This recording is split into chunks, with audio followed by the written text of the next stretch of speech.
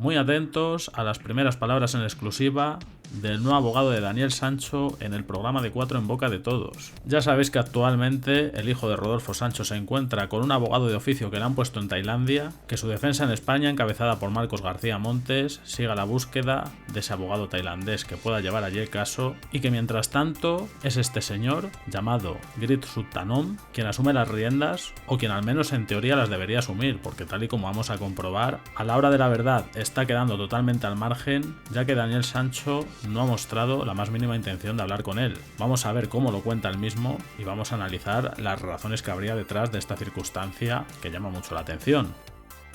Su nuevo abogado, sí, tiene nuevo abogado. Lo hemos hecho después de que el acusado por asesinar a Edwin Arrieta se negara a escuchar todos los cargos y solicitara un traductor en un nuevo giro de la defensa. Es la primera vez que concede una entrevista y esto es lo que nos ha contado. Yo puedo ir a verle a la cárcel, pero no voy a hacerlo, porque Daniel ha manifestado que no quiere hablar con la defensa y se mantiene en silencio. No sé si esto es una estrategia por parte de un abogado español. Evidentemente, esto se responde a la estrategia que la defensa de España le ha marcado a Daniel Sancho. Luego otra cosa distinta es que nos pueda parecer mejor o peor, que hasta qué punto es conveniente que un abogado que ejerza en España esté dirigiendo la defensa de un caso que esté teniendo lugar en Tailandia, pero esto por supuesto sí obedece a la estrategia, como todo lo que hemos venido conociendo, como esa decisión la semana pasada de no declarar hasta que tuviesen un traductor. Pero en cualquier caso, lo que tampoco se entiende, si este se supone que es el abogado de oficio de Daniel Sancho, por mucho que no quieran hablar con él, tampoco se entiende qué hace este señor hablando en un programa de televisión. No parece desde luego lo más profesional ni lo más serio. ¿Por qué no quiere hablar Sancho con su abogado? ¿A qué estrategia podría referirse el letrado? ¿Cree que Daniel Sancho será condenado a la pena de muerte? La pena de muerte es una de las posibilidades. Son las palabras del nuevo abogado de Daniel Sancho. Él se encargará de su defensa. Se reunirán el propio 13 de noviembre en la vista en la que se ha previsto que Sancho declare y en la que ya habrá un traductor español. De momento no se han visto. Con el padre he tenido mínimo contacto. He hablado con su asistente y puedo declarar que se encuentra bien y calmado.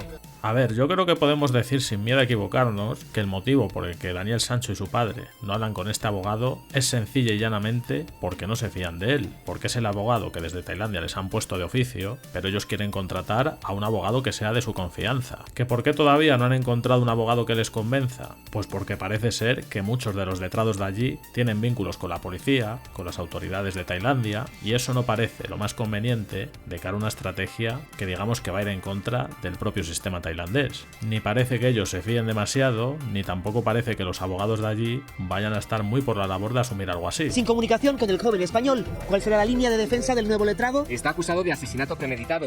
No puedo responder a la pregunta porque no ha declarado nada, ni siquiera a su propia defensa. Para saber si va a reconocer las acusaciones hay que esperar al día 13. Ya sabéis que el último que trascendió antes del pasado jueves, que era el día que Sancho tenía que comparecer, es que finalmente no va a asumir los delitos que se le imputan. A pesar de que el informe de la Fiscalía es bastante claro y contundente, ya lo vimos también en un vídeo anterior, todo parece indicar que lo que Daniel Sancho y su defensa van a sostener es que este cometió un homicidio imprudente y no premeditado como se le acusa. Lo que sí tiene claro el abogado es que Sancho no será juzgado en España. El crimen se ha cometido en Tailandia bajo las leyes tailandesas. La víctima, además, no es española, así que el procedimiento se desarrollará aquí. Sobre una posible libertad bajo fianza, el letrado también se muestra tajante. Atentos a lo que cuenta ahora sobre esto de la fianza, porque esto sí es algo que hasta ahora desconocíamos por completo. No, sé que Daniel ha intentado 2 veces pagar una fianza, pero la Corte Samui lo ha rechazado. ¿Ha tirado la toalla Daniel Sancho o está siguiendo su propia estrategia? Este dato no lo conocíamos. No conocíamos el dato de que había pedido 2 veces la libertad y había pedido una fianza para quedar en libertad provisional bajo fianza. Sobre todo esto, ya vimos en el informe de la Fiscalía, del que hablábamos antes, que el motivo que alegaban para no concederle la libertad provisional era que consideraban que existía el peligro de que pudiese coaccionar a los testigos. Pero lo que más me llama la atención, Miguel Ángel, bienvenido de Tailandia y felicidades por la exclusiva, es tiene un abogado de oficio. ¿Es correcto? El tercero ya. Tercer abogado. Señor Mr. Green. Y este hombre no habla con su cliente. Su cliente no quiere hablar con él. No quiero hablar con él. De hecho, el jueves llegaba Rodolfo Sancho también a la isla para ver a su hijo en esa vista, donde tenía o no que reconocer los cargos de la Fiscalía. Y con el único que mantiene una conversación es con Rodolfo Sancho. El señor Mr. Green le pregunta si puede haber algún tipo de colaboración con la defensa también en España. Pero dice que todo está bien. No termino de entender. Rodolfo habla con su hijo. Rodolfo ese día se saluda con su hijo y el señor Mr. Green, el abogado de oficio, que se la pone ese mismo día, porque recordemos que hasta no tenía, hace por hablar con Rodolfo y con Daniel Sancho para ver si tiene que preparar una estrategia. ¿Y ellos qué dicen? Que no. Que no quieren Que todo está bien y que de momento no quieren una comunicación con su defensa tailandesa. ¿Pero qué sentido tiene eso? Pues el sentido que tiene es muy sencillo y ya lo hemos dicho antes. No se fían de ningún abogado de oficio que les vayan a poner, ni de este ni de ningún otro. Solo se van a fiar del abogado que lleguen a contratar ellos y ya estamos viendo que aún así les está costando mucho trabajo precisamente por eso, porque no se fían de cualquier abogado tailandés. Recordemos toda la información que ha ido trascendiendo, que viene claramente filtrada por la parte de Daniel Sancho, que nos hemos ido enterando todos estos días en programas de televisión, lo que contaban, que a Daniel le visitaba la policía en la cárcel, acompañado por abogados que le estaban ofreciendo, dando a entender pues precisamente eso, que les resulta muy sospechoso todo lo que está pasando en Tailandia y que no se fían ni de su sombra. Porque si tú tienes un abogado que te tiene que defender allí ningún abogado español puede ejercer. Puede ser abogado en España, pero allí eres un visitante, no eres otra cosa. ¿Qué sentido tiene que no te defienda tu abogado allí o compartir una línea de defensa con él? Pues Nacho, no sé si en esa defensa que puedan estar preparándose aquí en España todavía piensen en la posibilidad de traer a Daniel Sancho a España, juzgarle a España, pero tanto el portavoz de la Fiscalía como el abogado declaran rotundamente que esto es imposible. Pero a mí me gustaría saber si es abogado de oficio o es De un abogado oficio. que han ido a buscar y han contratado. ¿Y por qué no buscan un abogado que les convenza? Porque da la sensación de que no se fían. Yo estoy convencida de que a él no le han dejado desprotegido, que es el hecho de que no tuviese abogado y acudiese solo y pidiese traductor ese día, obedece a una estrategia que por supuesto se ha diseñado desde España. Ahora, el mérito... Hombre, yo creo que eso sí que se da por sentado que por supuesto la intención de la defensa de España no es ni mucho menos la de dejar desprotegido a Daniel, que luego la estrategia nos puede parecer mejor o peor, más acertada o menos acertada, pero ellos están haciendo lo que consideran que es mejor, tratar de dilatar esta fase todo lo posible a la espera de encontrar ese abogado que les lleve el caso en Tailandia. Lo que yo tiene Miguel Ángel, lo que me parece un despropósito es que el abogado cuente que su cliente no habla con él, que no habla con el padre tampoco, que habla con el asistente del padre y que además considera a él que le dirige la defensa de España, pero usted como abogado por el contacto, eso es poca profesionalidad, no confío nada en el sistema tailandés a ningún sistema.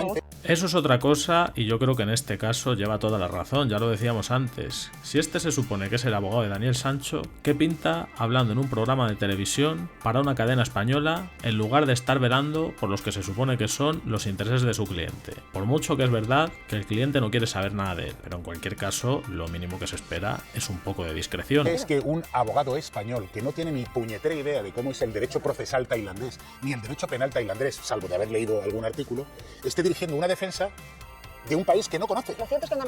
Bueno, yo no sé qué pensáis vosotros, pero en mi opinión, esto que dice Nacho Abad es un palo descomunal a Marcos García Montes, con independencia de que pueda llevar más o menos razón, que luego habrá opiniones para todos los gustos.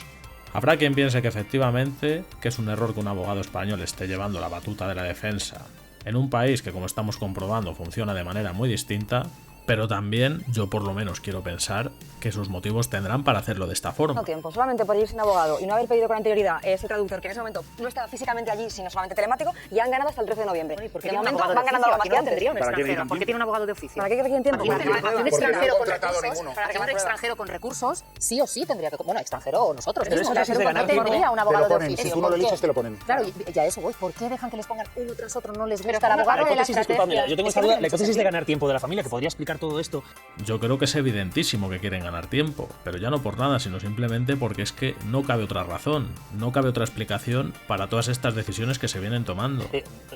Sabiendo que el abogado dice, nadie habla conmigo, nadie tal, la familia luego puede pedir que le cambien de abogado de oficio. Claro. Ya lo han hecho hasta Puede en utilizarlo. 3 ocasiones. Y eso encajaría con esa hipótesis de que la familia quiere dilatar cuanto antes o cuanto más tiempo posible el proceso. Y hacer un contrainforme. No, pero hay que entender una cosa, tú no puedes renunciar a tu abogado de oficio porque si renuncias es porque vas a contratar a uno particular. Eso es lo que estoy diciendo. Eso Punto. forma parte de Por la tanto, este estrategia. abogado se lo comen hasta que llegue el día del juicio y salvo que contraten a otro, este va a ser el abogado de Daniel Sancho en el futuro juicio en el que se juega la vida. Y el próximo día 13...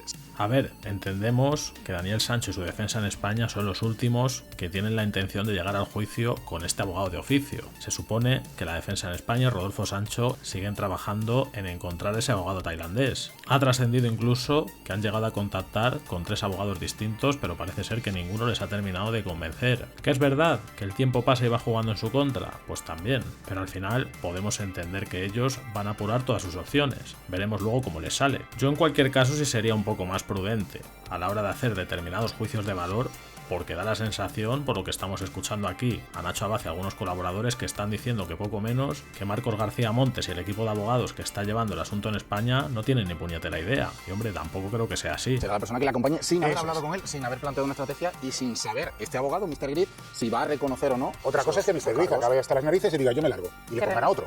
pero solo puede renunciar él. Sí que te quiero comentar una cosa, Nacho. ¿Qué me dice Mr. Grid? Que se equivocarían en esa supuesta defensa que quieren llevar desde España si no quieren reconocer la premeditación. Porque considera Mr. Grid que la colaboración de Daniel Sancho reconociendo el asesinato premeditado de cara a esa pena sería mejor.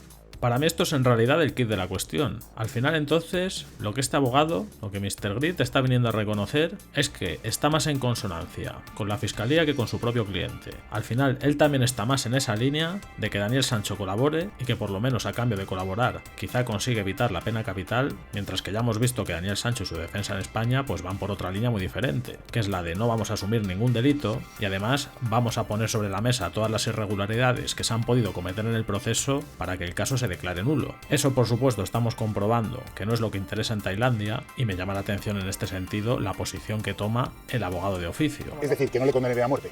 Probablemente. Es decir, que si dice que no fue premeditado le pueden condenar a muerte. No me lo dice con estas palabras, pero dice que se equivocaría si la estrategia fuese la del homicidio imprudente. En su informe...